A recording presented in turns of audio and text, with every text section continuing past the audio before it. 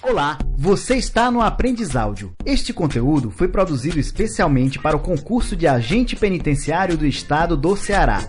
Bom Aprendizáudio! Olá, eu sou o professor Daniel Alves. Eu ensino produção textual, leitura e interpretação de texto, gramática, literatura, história da literatura brasileira. E na aula de hoje nós vamos estudar sobre pontuação, um conteúdo primário e que ajuda muito na construção, na coerência e coesão dos textos, nos ajuda a ser compreendidos na produção textual e também a ter bons resultados aí nos nossos concursos. Então vamos lá? Você observou que o texto escrito adquire sentidos diferentes quando pontuados de formas diferentes? O uso da pontuação depende da intenção do locutor no discurso. Assim, os sinais de pontuação estão diretamente relacionados ao contexto, ao interlocutor e às suas intenções. Servem para marcar as pausas e as entonações e também para representar outros componentes específicos da língua falada, como os gestos e a expressão facial. Deste modo, facilitam a leitura e tornam o texto mais claro e preciso. É interessante reforçar que a pontuação marca na escrita as diferenças de entonação, construindo para tornar mais preciso o sentido em que se quer dar ao texto. Então, nós podemos reforçar aí que a pontuação ela vai traduzir o que a fala expressa, sejam as pausas, seja até a entonação, o modo como é dito. Há alguns sinais de pontuação cujo emprego atualmente obedece a uma razoável disciplina, como o ponto e vírgula, os dois pontos e o ponto de interrogação. Outros têm emprego mais livre, mais subjetivo, como o ponto de exclamação e as reticências. Sobre essa questão de entonação, na fala a frase é marcada pela entonação, como eu já disse, isto é, pelo tom que o falante dá à voz para expressar sua intenção. Na escrita, os sinais de pontuação, indicando pausas, altura de voz, ênfase, etc., eles aproximam o texto escrito da fala. Observe que se quisermos expressar a intenção de um homem sentado no cartoon, por exemplo, você tem um cartoon e lá você tem um homem sentado e ele diz próximo. Essa chamada de próximo é seguida aí de pontos de exclamação. A linguagem dos cartoons que eu acabei de mencionar aqui tem muito essa questão do uso da pontuação para transmitir o modo como a fala foi colocada. Uma das pontuações mais utilizadas é a vírgula. A vírgula entre os termos da oração. Emprega-se a vírgula para separar termos que exercem a mesma função sintática. Um sujeito composto, os complementos, os adjuntos, ou quando não vêm unidos por i ou i, nem. Nós temos aí as expressões que são utilizadas também para separar como funções de vírgula. Deu-me livros, revistas de arte, discos, artigos e CDs. Você tem aí essa frase, deu-me livros, vírgula, revistas de arte, vírgula, discos, vírgula, artigos e CDs. Esse e CDs no final já não precisa de vírgula, como o último elemento da frase, a vírgula seria substituída, entre aspas, aí, pelo i, pela conjunção i. A vírgula também serve para isolar o aposto. O resto, as louças, os cristais, os talheres, irá nas caixas menores. Louças, cristais e talheres faz a função de descrever o que seria o resto mencionado na frase. O resto, vírgula, as louças, vírgula, os cristais, vírgula, os talheres, vírgula, irá nas caixas menores. A expressão o resto precisa ser descrito. Resto de quê? As louças, os cristais e os talheres, que irá nas caixas menores. Então, quando você tem um aposto, ou seja, uma parte da frase que vai descrever um termo que foi dito anteriormente, você utiliza essas vírgulas para separar essa sequência. Para isolar o vocativo, você ouviu, vírgula, Maria, vírgula, que notícia estranha, ponto de interrogação. A vírgula também serve para isolar o adjunto adverbial quando ele é extenso ou quando se quer destacá-lo. À noite, faça um curso de inglês intensivo. À noite aqui tem separação entre vírgulas. À noite, vírgula. Faça um curso de inglês intensivo. Ponto final. A vírgula serve para isolar expressões explicativas como isto é, por exemplo, ou melhor, a saber, ou seja, e etc. Entregaram-me a encomenda, isto é, os móveis e as cadeiras com 1 mês de atraso. Esse isto é fica entre vírgulas. Para isolar o nome de um lugar anteposto à data. A exemplo disso, poderíamos usar Recife, vírgula, 20 de dezembro de 2017. Emprega-se a vírgula para separar as orações coordenadas assindéticas. Foi à porta, espirrou, correu para dentro assustada. As orações coordenadas sindéticas, com exceções das introduzidas pela conjunção I. Talvez seja engano meu, mas acho-a agora mais serena. Algumas observações precisam ser colocadas.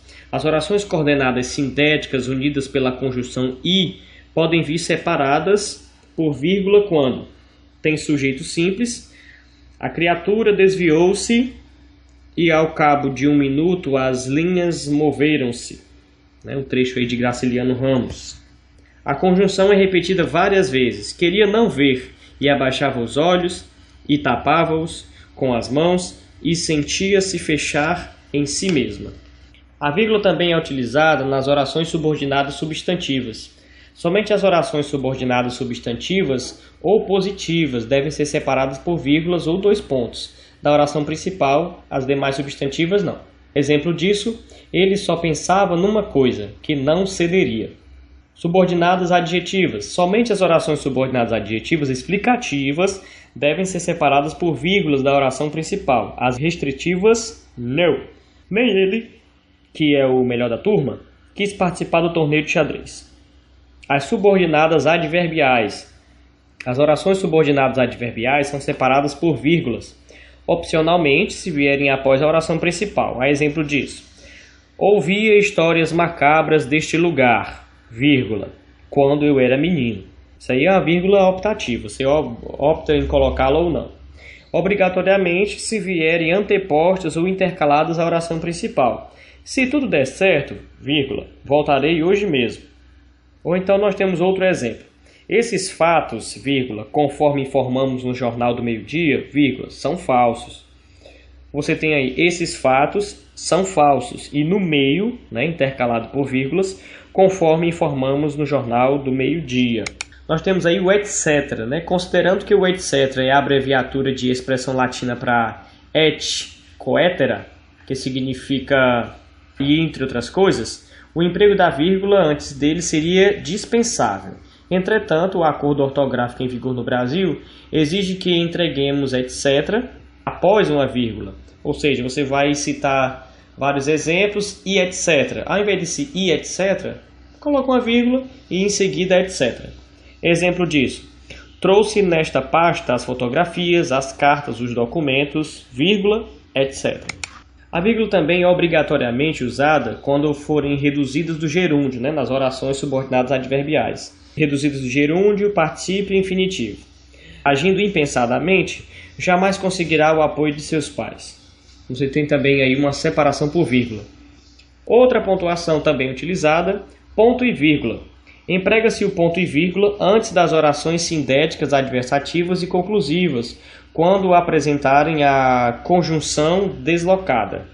Os alunos pretendiam montar um pequeno laboratório de ciências, ponto e vírgula. O dinheiro arrecadado, vírgula, entretanto, vírgula, não foi o suficiente. Você já recebeu 2 convites, vírgula, deve, vírgula, portanto, vírgula, comparecer à cerimônia, sem dizer as pontuações. Os alunos pretendiam montar um pequeno laboratório de ciências. O dinheiro arrecadado, entretanto, não foi suficiente. Você já recebeu 2 convites. Deve, portanto, comparecer à cerimônia. Observe que nesse caso a conjunção vem entre vírgulas. É para separar orações desde que a segunda contenha zeugma. Exemplo disso. Vocês anseiam pela violência, nós pela paz. Então nós temos aí uma oposição. Para separar os itens dos enunciados enumerativos. As águas das chuvas provocam sérios problemas às redes de esgoto. Evite problemas procedendo da seguinte forma. Não ligue ralos de fundo de quintais às redes de esgoto. Tampe as caixas de inspeção e limpe-as a cada 3 meses. Não jogue nos vasos sanitários fraldas descartáveis, absorventes higiênicos, plásticos, estopas, panos e produtos similares. Então, cada item desse é separado por ponto e vírgula. O ponto Emprega-se no final das frases declarativas. Os livros foram danificados pelas traças. Ponto final. O ponto de interrogação emprega-se no final das frases interrogativas diretas. E eu? O que devo fazer? Ponto de exclamação. Emprega-se no final de frases exclamativas com a finalidade de indicar o estado emocional, como espanto, surpresa, dor, alegria ou raiva. Saia daqui já! Os dois pontos. É usado para introduzir palavras, expressões, orações ou citações que servem para enumerar ou esclarecer o que se afirmou anteriormente. Servem também para introduzir a fala de um personagem num texto narrativo. Lembrei-me do nome e do tipo. Dois pontos. Era João Francisco Gregório, caboclo robusto, desconfiado. Mais uma citação aí de Graciliano Ramos. As aspas são usados no início e no final de citações, para destacar palavras estrangeiras, neologismos, gírias, para marcar ironia, para indicar mudança de interlocutor nos diálogos, quando o termo não é muito preciso para o contexto, ou como se pode observar em outros textos acadêmicos, para citações de outros autores também. Os parênteses são empregados para separar em um período palavras ou frases explicativas e nas indicações bibliográficas. Depois do jantar, entre parênteses aí, mal servido, seu Dagoberto saiu do grande hotel e pensão do sol familiar, palitando os dentes caninos. Um trecho aí de Alcântara Machado. Travessão. É utilizado para indicar a mudança de interlocutor nos diálogos. Quer saber de uma coisa? O melhor é nós terminarmos. Terminarmos? Ele sentiu um frio. Não combinamos mais mesmo. Para que você entenda melhor, quer saber de uma coisa? O melhor é nós terminarmos. Isso é a fala de um personagem. O interlocutor, terminarmos, ele sentiu um frio. Intervenção aí do narrador. Não combinamos mais mesmo. Toda vez que você for introduzir uma fala de um personagem num texto narrativo, ou num texto descritivo, seja qual o tipo de texto ou o gênero textual que você for abordar, introduzindo a fala de um personagem, você utiliza o travessão. O travessão também serve para isolar a fala de personagens dentro da fala do narrador. Que deseja agora? Gritou-lhe afinal a voz transtornada. Já não lhe disse que não tenho nada a ver com as suas histórias? Um texto aí de Fernando Sabino. Então você deve ter percebido que em alguns outros textos, no meio da fala do personagem, o narrador entra para descrever como aquela fala foi dita ou em que momento, também interrompida aí por travessão. O travessão também serve para destacar ou isolar palavras ou expressões no interior das frases. Grande futuro? Talvez naturalista, literato, arqueólogo, banqueiro, político ou até bispo. Bispo que fosse, uma vez que fosse um cargo. Um trecho aí de Machado de Assis. Reticências. Indicam a interrupção da frase feita para a finalidade de sugerir dúvida, hesitação ou surpresa.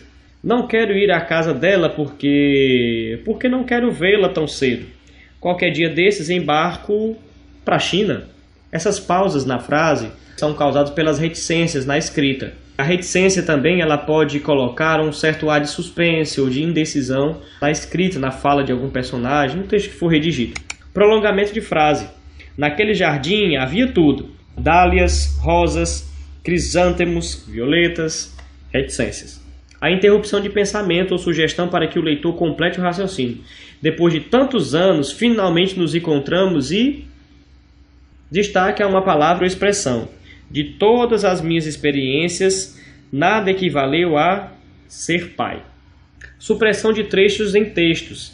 Quando você vai redigir um texto e você precisa reduzir um pedaço dele, um fragmento, você coloca entre colchetes e entre colchetes coloca as reticências, demonstrando que um fragmento daquele texto foi ocultado.